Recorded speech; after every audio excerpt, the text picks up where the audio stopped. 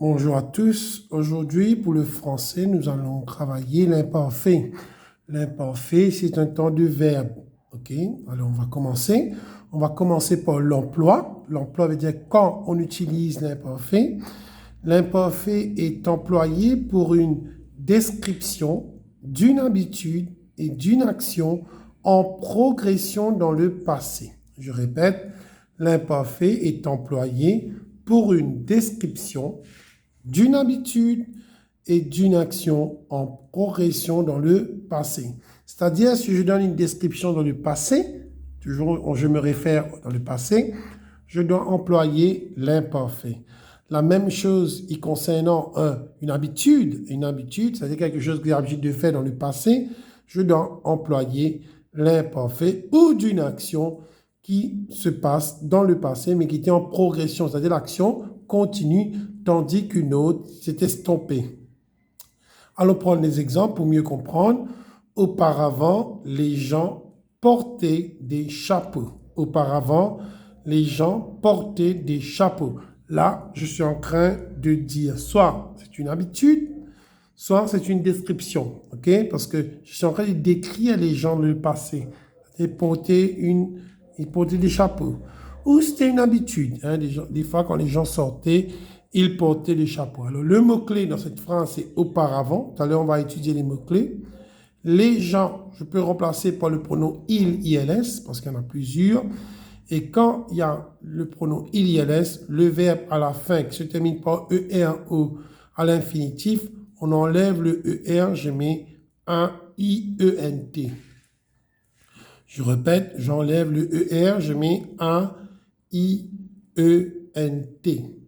Je passe à la deuxième phrase. L'année dernière, chaque matin, je prenais mon petit déjeuner à 7 heures. L'année dernière, chaque matin, je prenais mon petit déjeuner à 7 heures. Là, c'est une habitude, n'est-ce pas? L'action se répète, l'action est en progression dans le passé aussi. L'année dernière, chaque matin, c'est pas l'année dernière tout simplement, mais c'est une action qui se répète, ok? C'est une habitude. Chaque matin, l'année dernière, je, c'est le pronom, le verbe prendre. Alors, le verbe prendre est du troisième groupe. Alors, pour les verbes du troisième groupe, il vous faut votre livre de verbes, soit ce livre-là, soit le Becherel que vous avez déjà. Alors, il vous faut le livre de verbes et profitez-en pendant les vacances que vous avez, les 2 semaines, de réviser vos verbes. Malheureusement, il faut les connaître par cœur. Alors, le verbe prendre devient prenez pour le pronom je, P-R-E-N-A-I-S. Okay, je passe à la troisième phrase. Pendant qu'il courait, il a chuté lourdement. Pendant qu'il courait, il a chuté lourdement. D'après vous, quelle action qui s'est passée qu'une seule fois? Très bien, c'est le mot chuter. Quand on chute, on ne continue pas de chuter.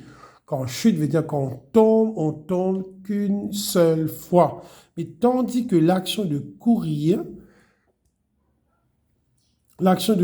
ça continue dans le passé. C'est-à-dire quand vous courez, l'action continue et à ce moment, quand vous trébuchez, vous cognez quelque chose, vous chutez et là, c'est le passé composé. Alors, si l'action s'est passée qu'une seule fois, je vais employer le passé composé, mais si l'action était en progression dans le passé, de l'action continue dans le passé, je vais employer l'imparfait. Et l'imparfait du verbe courir pour le pronom il devient courir, toujours courir, même s'il termine en IR, n'est pas du deuxième groupe, mais il est du troisième groupe, tout comme le mot cueillir, venir, partir. Et là, tout comme la dernière fois, je vous ai dit, utilisez votre livre de verbes. Là, on doit enlever le IR, on va mettre un IT, ça devient courir. Je continue.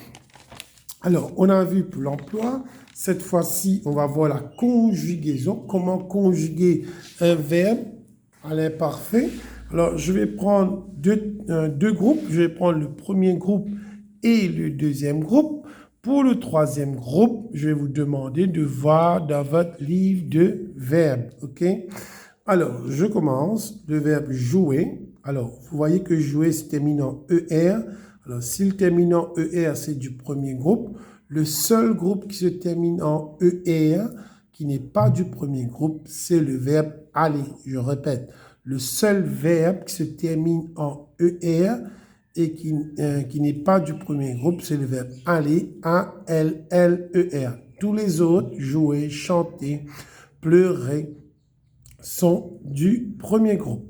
Je jouais, alors là, vous voyez, il faut comparer, il y a J, J, O, O, U, U, E, R. Là, je vois que ER est parti, j'ai mis, pour je, j'ai mis A-I-S comme terminaison. A-I-S, tout comme pour tu, je et tu, les terminaisons sont pareilles, c'est A-I-S. Qu'en est-il pour il et elle? Alors, toujours J, J, O, O, U, U, E, R est parti. Je vois A, I, T. Alors, pour il et elle, je mets A, I, T comme terminaison.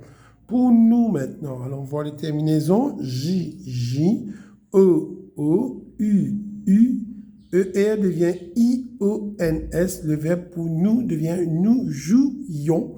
Nous jouions. Vous jouiez. Et il joue et elle joue et.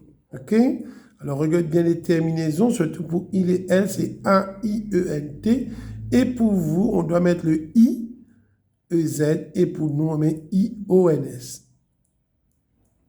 On passe au deuxième verbe. Alors là, il faut faire très attention avec le verbe nager, parce que le verbe nager se termine en G-E-R, tout comme le verbe manger, plonger, voyager, échanger, qui se termine par G-E-R. Et quand nous allons conjuguer le verbe à l'imparfait, il vous faut garder le E. Vous voyez? Il vous faut garder le E. Si jamais vous ne mettez pas le E, pour tu, ça devient tu nagué. OK? Alors, il faut garder le E, sauf pour nous et vous, vous ne gardez pas le E. OK? Pour nous et vous. Pour nous, vous allez mettre directement I-O-N-S. Pour vous, vous mettez I-E-Z. Alors, pour je, tu, il, elle, I-L-S, E-L-L-E-S, je dois garder le E. Et puis, je mets la terminaison pour je et tu, je mets A-I-S. Pour il et elle, je mets A-I-T. Pour il, I-L-S, E-L-L-E-S, je mets A-I-E-N-T. Mais toujours est-il garder le E pour je, tu, il, elle au pluriel. Je continue. Alors, j'ai ici le verbe placer. Alors, le verbe placer, toujours est du premier groupe, bien sûr, parce que le verbe se termine en ER, mais il faut bien regarder, le verbe se termine en CER, CER, tout comme le verbe placer, déplacer, remplacer.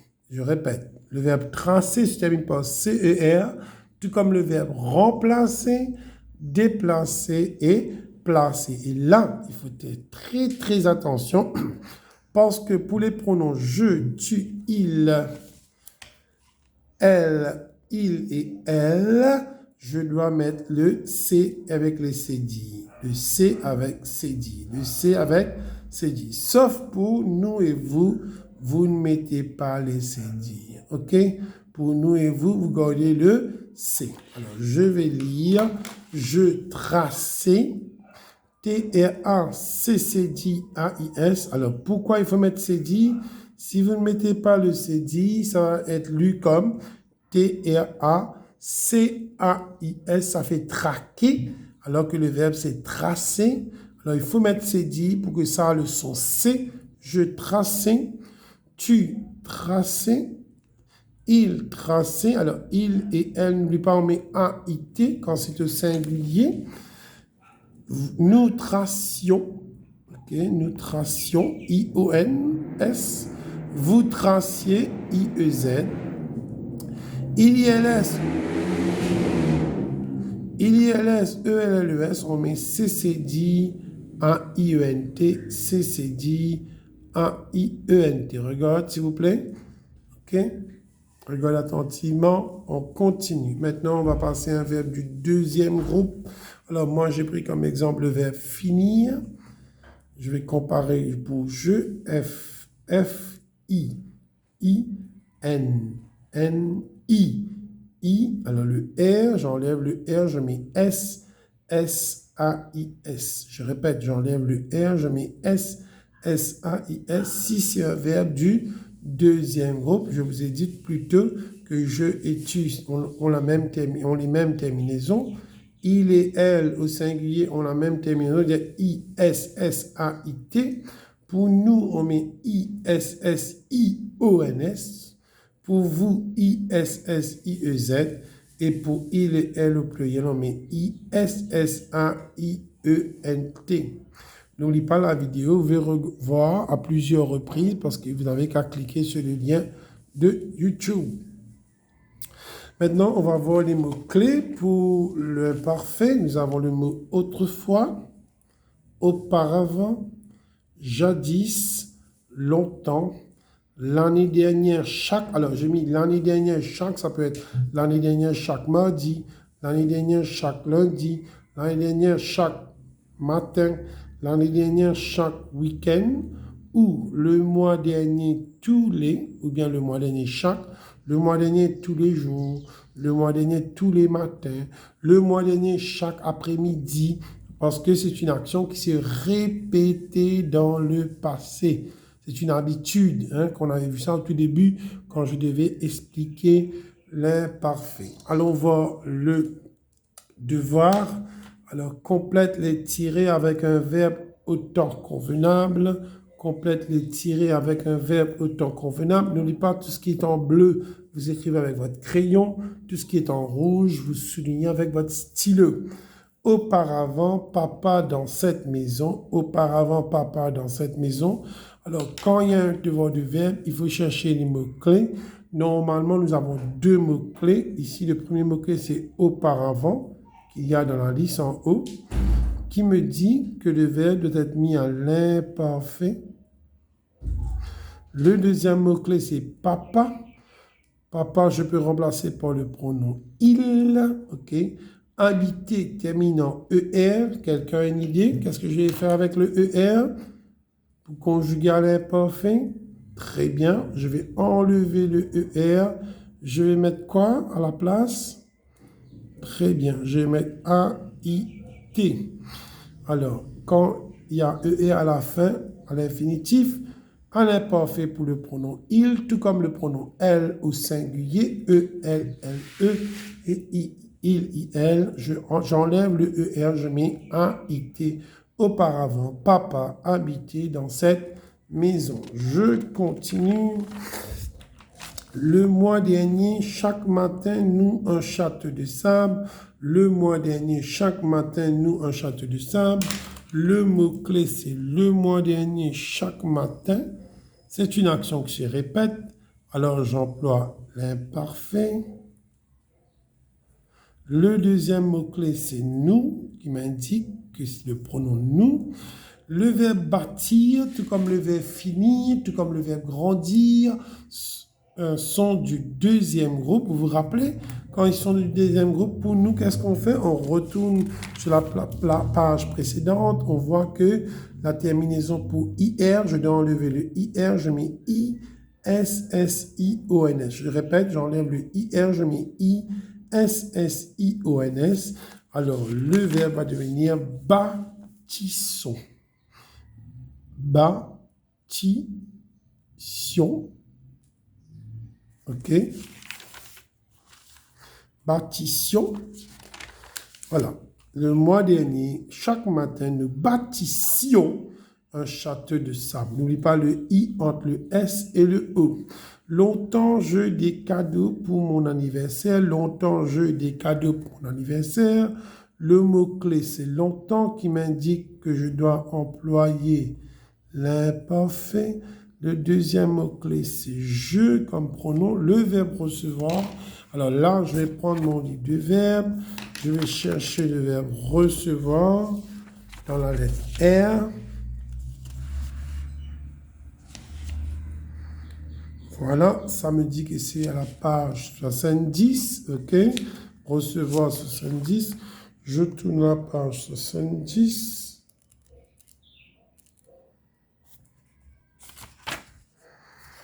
Très bien. Alors, l'imparfait, c'est là au bas. Alors, le pronom, c'est je. Vous voyez dans le devoir, c'est je. Alors, pour la réponse, je vois qu'on a écrit recevez. R-E-C-E-V-A-I-S. Longtemps, je recevais des cadeaux pour mon anniversaire. R-E-C-E-V-A-I-S. Maintenant, nous allons passer pour les mathématiques. N'oubliez pas le devoir de français. Je vais vous envoyer un feuillet. Dessus, vous allez écrire dans votre cahier, vous allez conjuguer les verbes au temps convenable. Les mathématiques. Alors, pour les mathématiques, vous n'avez qu'à ouvrir votre livre à la page 7. OK? Je vais travailler pour vous la question B et vous allez travailler la question A. OK? Tout ce que j'ai encerclé, je vais travailler. Alors, je vais lire la question. Father buys 97 copybooks. He gives 23 to Reza and 46 to Ruben. How many copybooks are left? Alors, je vais lire encore une fois et puis je vais traduire. Father buys 97 copybooks. He gives 23 to Reza and 46 to Ruben. How many copybooks are left? Alors, je dis, papa, il a acheté 97 cahiers. Il en a donné 23 à Raisin et 46 à Ruben. Il en a donné, le mot give, c'est-à-dire on l'a retiré dans ce que papa a fait auparavant. How many copybooks of left? Combien il en reste? Alors la première chose que je fais, je vais écrire Father, il a 97 copybooks. Pour Raisin, il a 23. Ruben, il a 46. Je vais ajouter ces deux-là. Vous allez mettre votre colonne. Je vais ajouter ces deux-là pour savoir combien il en a donné en tout. Et j'ai eu 69. Father, papa, il avait 97 au commencement. Il en a donné 69 à Raisin et Ruben ensemble. Et là, j'ai un nombre de 28 copybooks qui est resté. What do? I take 97 from which I subtract 69 and the answer is 28. Très bien, je passe à la question numéro 2b. After giving 27 pencils to his friend, Carol has 52 pencils left. How many pencils did she have at first? After giving 27 pencils to his friend, Carol has 52 pencils left. How many pencils did she have at first? Alors, après avoir donné 27 crayons à son ami, il a donné. Quand Carole regarde combien il en reste, il lui reste que 52. Allons prendre un petit exemple pour illustrer tout ça. Allons dire que Carole a donné un crayon à son ami et il lui en reste 2. OK? Il avait donné un crayon à son ami, il lui reste 2. On te demande how many pencils did she have at first? Combien de crayons il avait au tout début? Ah ben, tout simplement, je vais prendre ce qu'il avait donné à son ami, je vais ajouter avec ce qu'il reste. OK? Et là, je vois qu'il en reste 3, 2. 2 plus 1, ça me fait 3. C'est-à-dire, en tout, il avait 3 crayons. Alors, ça, c'est pour illustrer le devoir que je vais mettre maintenant en calcul. Je vais dire give to friend. Il avait donné 27 et il lui reste 52. Le tout, c'est-à-dire comme j'ai fait avec les crayons, je vais les additionner. 7 plus 2, ça me donne 9. 2 plus 5, ça me donne 7. At first veut dire au tout début, il avait 79 pencils. 79 pencils. OK? Je continue avec la question 3b. A crate contains 24 bottles of soft drinks. A crate contains 24 bottles of soft drinks. How many bottles of soft drinks are there in 16 such crates?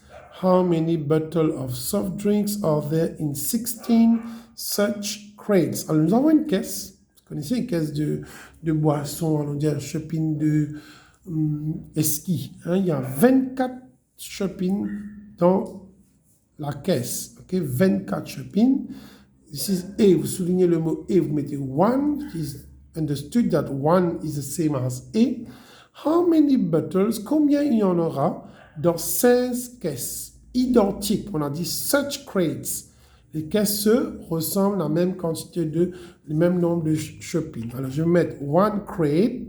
Dans une caisse, il y a 24 shopping bottles. OK? 16 crates. Alors, ça a augmenté. 1 est devenu 16. Vous voyez là, 1 est devenu 16.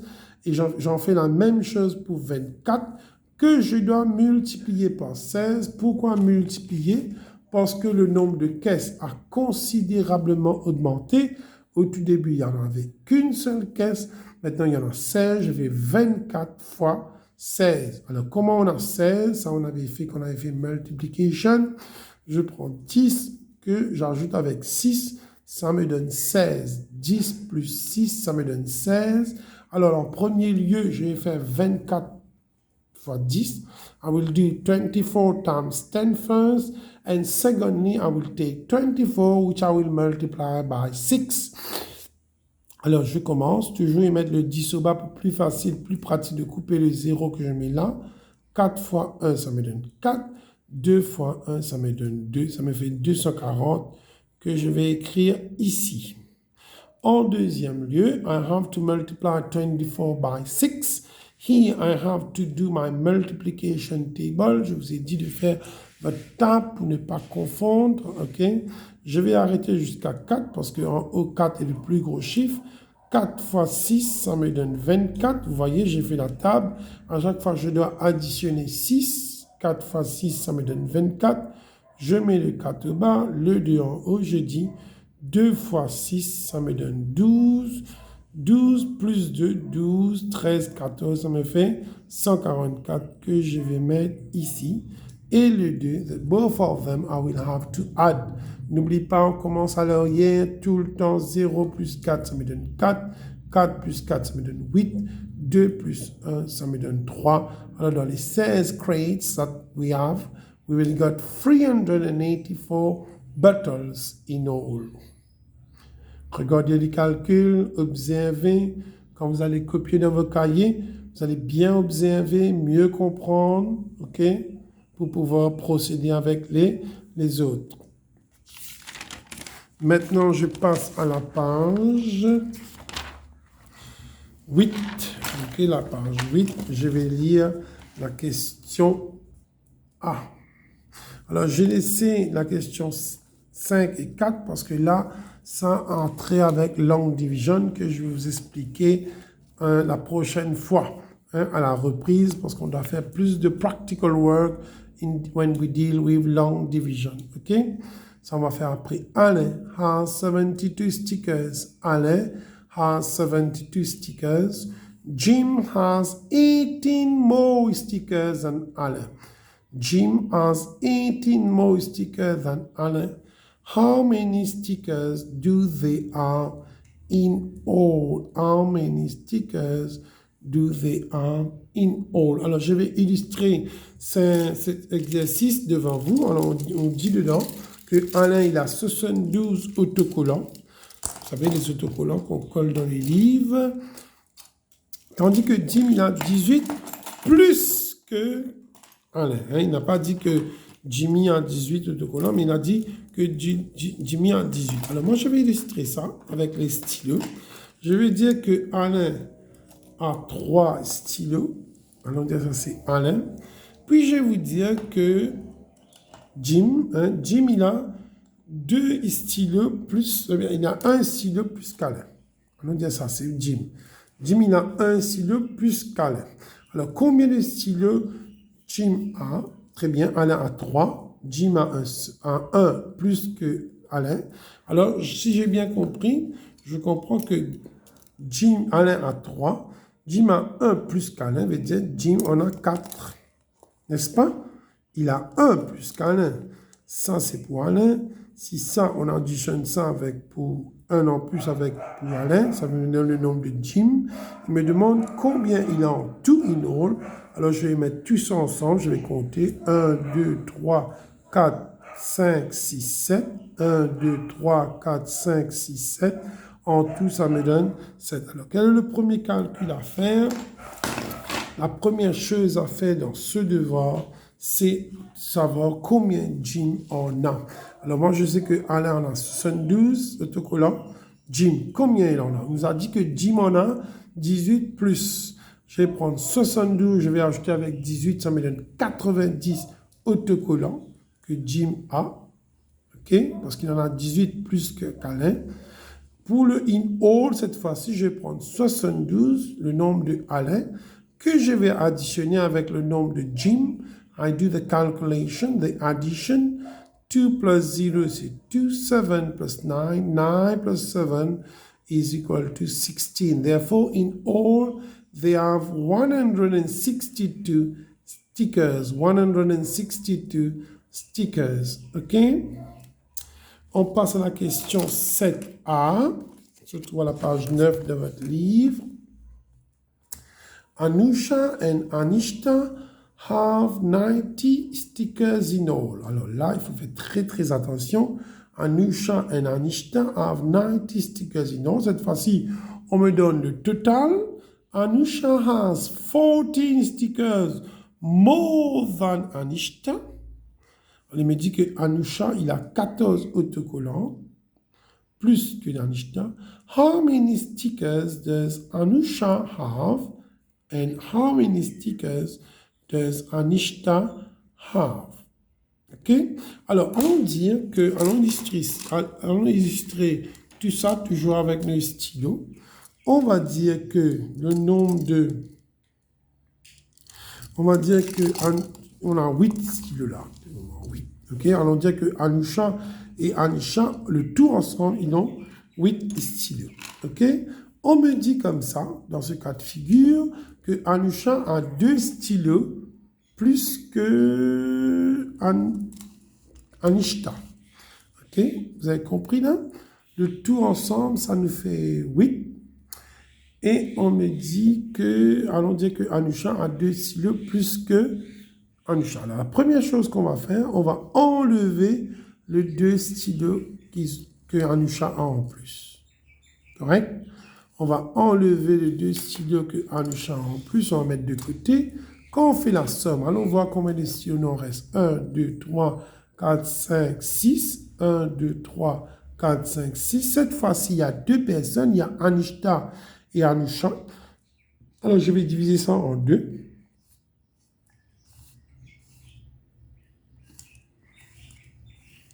C'est-à-dire, la personne, je vais diviser ça en 2 et j'ai eu 3. C'est-à-dire Anishta, Anishta, il en a 3. Tandis que Anusha, il a 3, mais il avait 2 en plus.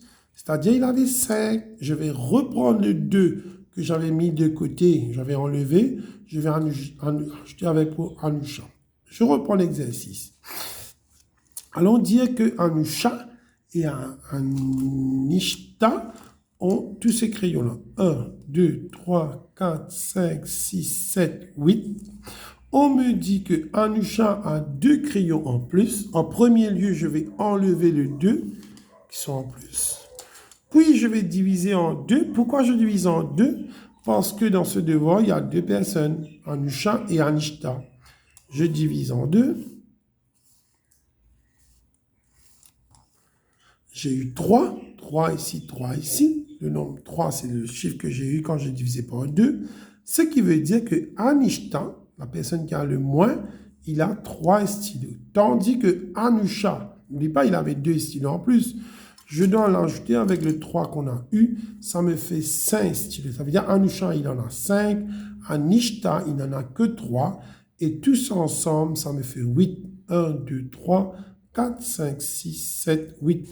Alors, en premier lieu, dans ce devoir, ce que je vais faire, je crois que vous avez compris, on a dit que Anusha et Anishta, ils ont 90. En premier lieu, je vais enlever le nombre que Anusha a en plus. Ça veut dire que je vais enlever le chiffre 14, je vais avoir 76. 90, retire 14, ça me donne 76. Que je vais diviser en 2. Pourquoi diviser en 2? Parce qu'il y a 2 personnes. Il y a Anusha et Anishta. Alors, s'il y avait 3 personnes, on divise par 3.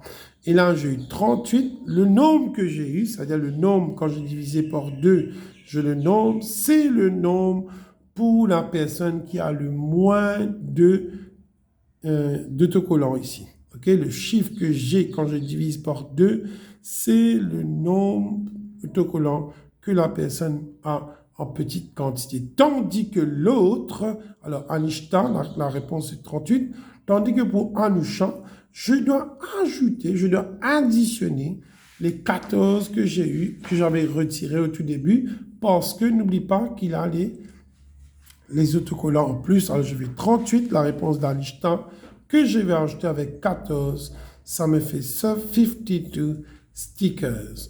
Ok, j'ajoute, je fais 52 stickers. Allons voir la question numéro 8, s'il vous plaît.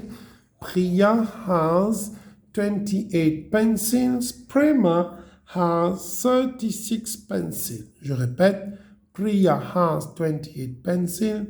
Prema has 36 pencils.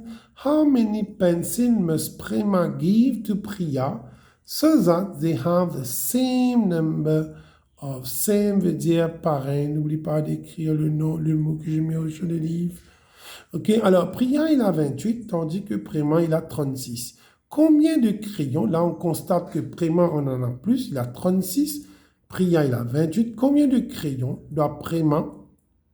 que Prema doit donner à Priya pour que les deux filles ont la même quantité? Alors on va illustrer ça toujours avec les stylos.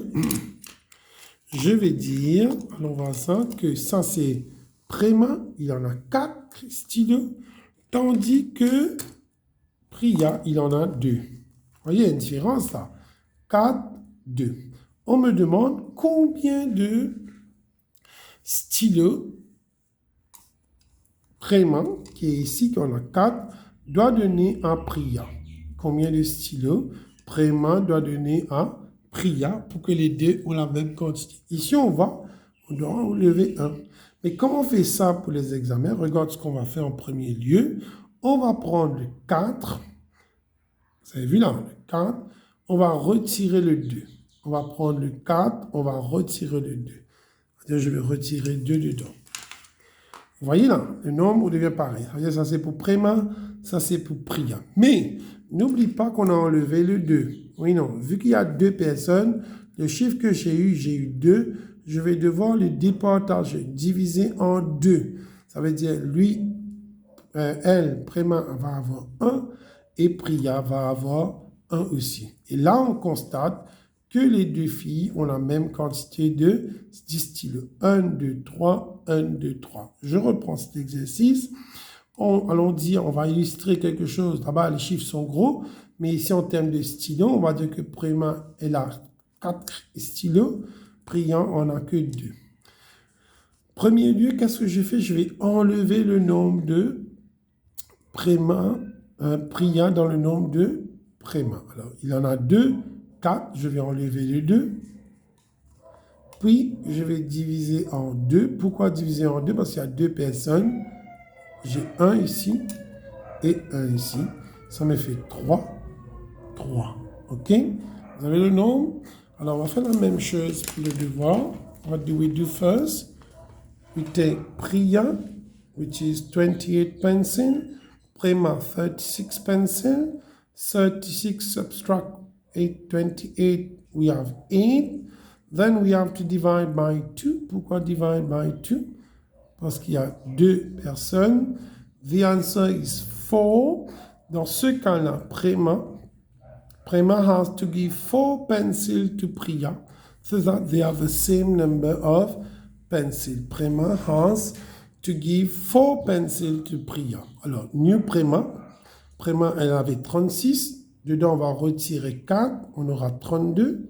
New Priya, le 4 qu'on a eu ici, elle va devoir donner à Priya. On va prendre 28 plus 4, ça me donne 32, vous voyez, le nombre se ressemble. C'est-à-dire, Prima has 32 pencils, Priya too has 32 pencils. Now let's move to question number 9. Mother shares some lychees among 6 children. Each child, vous allez souligner le mot each, vous allez mettre 1, gets 25 lychees and 5 lychees are left. Alors, comme maman va partager les lychees, elle a 6 enfants, chaque enfant va avoir 25 lychees, mais dans sa main, il en reste 5. How much lychees did mother share? How much lychees did mother share? One child, 25 lychees. 6 children, 25 times 6, which is 150. Puis on va additionner les 5 qui sont restés. Ça me donne 155 lychees. OK? Alors je reprends. Un enfant a 25 lychees. 6 enfants, ça me fait 25 fois 6. Ça me donne 150.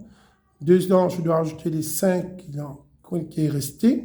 Je prends 150 plus 5, ça me fait 155. Au tout début, maman avait 155 lychees.